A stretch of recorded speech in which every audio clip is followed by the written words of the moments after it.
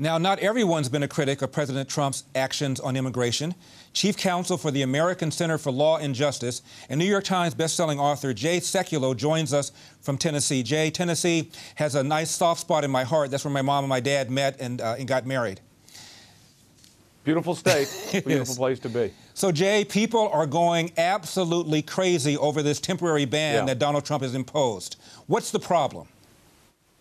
No, they haven't read the order is the biggest problem. So if you read the executive action, what the president put forward is nothing different than what President Obama has done when it came to Iraqi refugee status after we had a situation in Kentucky where 2 Iraqi refugees were plotting a terror attack. It's nothing different than President Carter did after the commencement of the Iranian Revolution with the ban on Iranian refugee status in the United States. And what Donald Trump has done, what the president's done, is more measured than that. Number one, it doesn't stop refugee status. What does it say? It says, for 120 days, we're going to put a halt on refugees until we figure out the appropriate vetting system.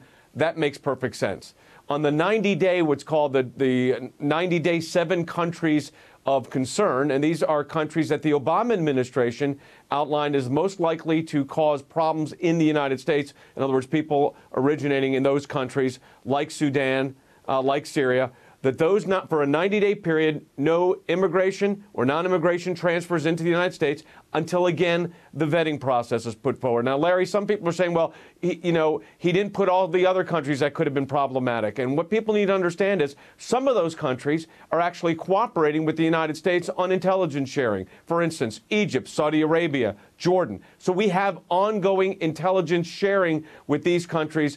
If they need to be put on it, they can always be added. But the fact of the matter is people need to understand the context of what's actually been written here. Well, that was going to be my next question. Why is the order so narrow when you consider the fact that 15 of the 19 hijackers came in from Saudi Arabia, and Saudi Arabia is not on the list? But you're arguing that Saudi Arabia is at least cooperating with this country in terms of trying to eliminate terrorism. Correct, has been, because they face the same problem. So there's this ongoing intelligence agency to intelligence agency sharing of information so that when someone's originating out of Saudi Arabia, coming to the United States, we have capability to determine who that person is by utilizing the intelligence gathering of the Saudi Arabians. Now, here's the problem. For Syria, for instance, the problem with that is, as you know, ISIS controls portions of Syria and Iraq. They are effectively the government in these regions. So they're producing passports and papers and visas. In the legal sense, they're not false documents. They're just being used fraudulently. It's the real document. It's just that they never should have had the authority to issue them in the first place. So that's why you've got other countries under this order. And by the way, you look at countries like Sudan and Yemen, where the governments are either unbelievably dangerous to the United States or completely corrupt and not functioning.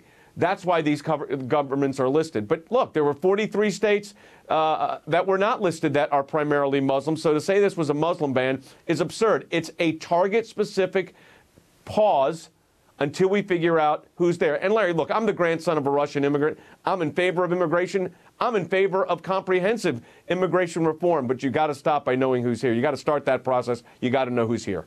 Jay, what about the rollout of it? Critics are saying that it wasn't thought through very well when you consider that initially they said nothing about green card holders, but now they apparently are exempting green card holders.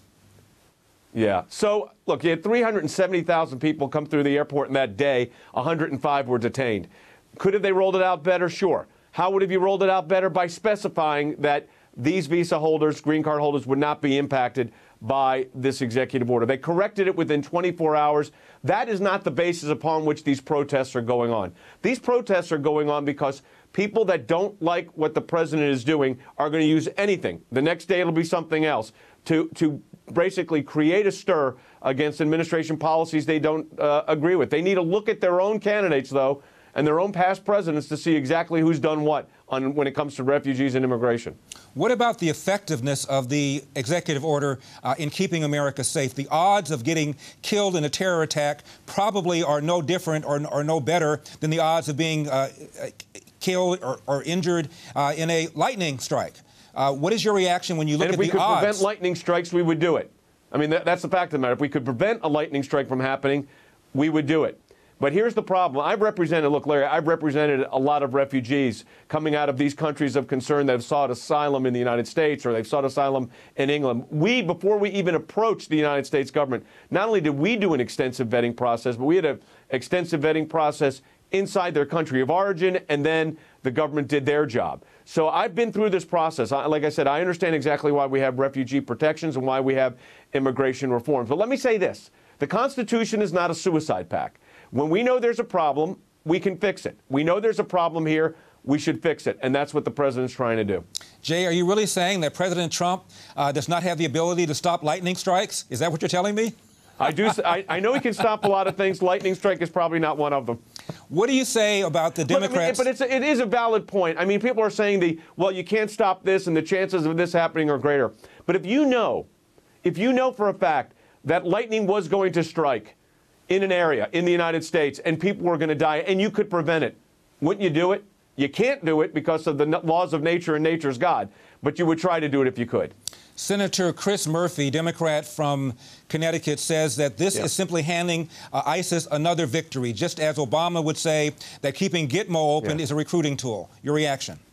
Yeah, I remind people that Gitmo, we had attacks in the United States before Gitmo existed. So that's number one.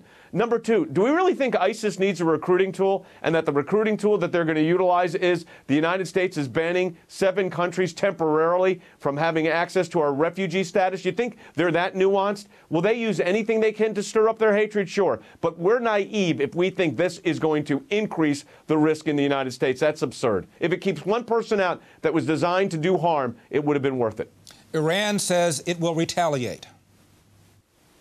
Yeah, they're going to retaliate. You know, reports are that they just launched another one of their missiles in a test in violation of the treaties. I mean, saying that Iran's going to retaliate, should we expect anything different? But you know what? I believe that the president's could put forward a much tougher plan with Iran. We haven't seen that one yet. But look, Iran is a serious problem in the region, serious problem to world stability because of their impact in the region. You've got a proxy war going on with Hezbollah and Hamas. Iran is the backer. I don't like the fact that Russia has been working with Iran. But I'll tell you this, I'm hopeful because the Russian people understand the same concern we have in the United States in dealing with terrorism. Unfortunately, they've seen it firsthand as well, in their schools, in their theaters, in their communities. So they have the same desire to stop this stuff. Hopefully we'll be able to work together on that very point to move forward.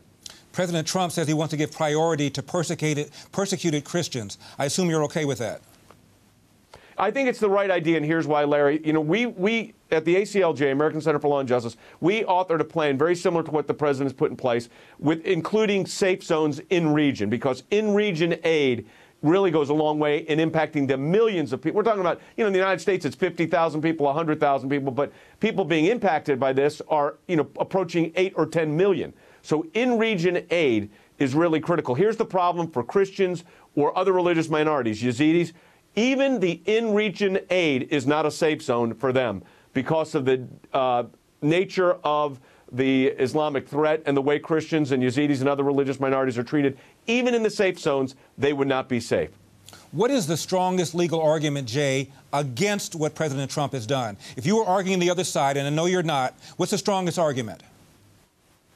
I think the argument that they would make is that the visa issue was not clarified. Therefore, they would take in the next step saying the order is void. But the fact of the matter is, if one aspect is not clarified, and by the way, it didn't say visas wouldn't be in there, it just wasn't specified, that doesn't get you to void the entire document. But I think there's 2 challenges being made right now. There's the overall constitutional challenge.